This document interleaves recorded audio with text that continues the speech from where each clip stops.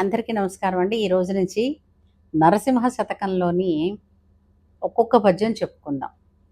ఈ పద్యం పెద్దది కాబట్టి ఇది 15 సెకండ్స్‌లోనే పూర్తి చేయలేని పద్యం. అంటే ఇది సీస పద్యం. సీస పద్యం అంటే అనగానే వెంటనే తేటగీతి పూర్తి కలిపితేనే ఈ పద్యం అనమాట. అలాగే ఈ పద్యంలోని ఆఖరి పాదం మకుటం అనమాట. అంటే 100 పద్యాలకి చివరి పాదం ఒకటే ఉంటుంది. అదేమిటది?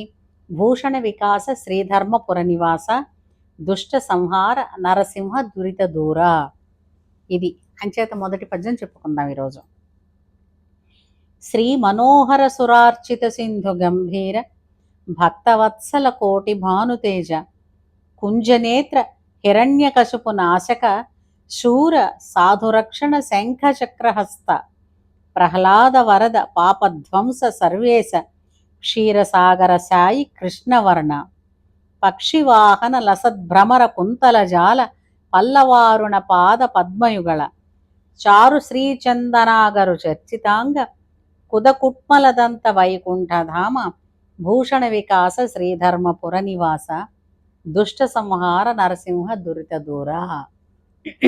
ఇది మొదటి పద్యం అండి. అంటే దీని తాత్పర్యం ఏమిటి అంటే,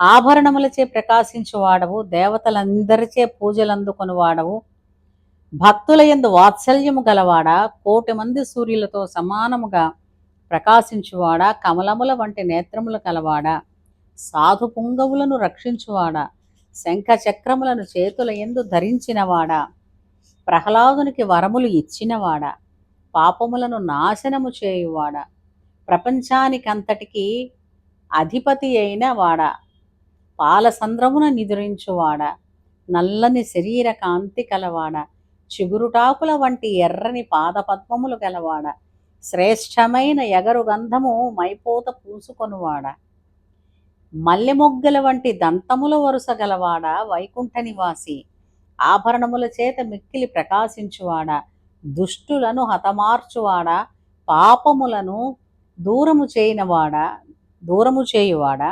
ధర్మపురమునందు వసించువాడా, ఓ స్వామి నీకు నమస్కారము అని ఈ నృసింహ శతకం లేదా నరసింహ శతకం అని అంటారే, దానిలోని మొట్టమొదటి పద్యం అండి. నిజానికి మనం దీని గురించి చెప్పుకోవాలంటే అద్భుతమైన, అంటే నరసింహ శతక పారాయణ వలన ఎన్నో ప్రయోజనాలు పొందినవారు ఉన్నారండి.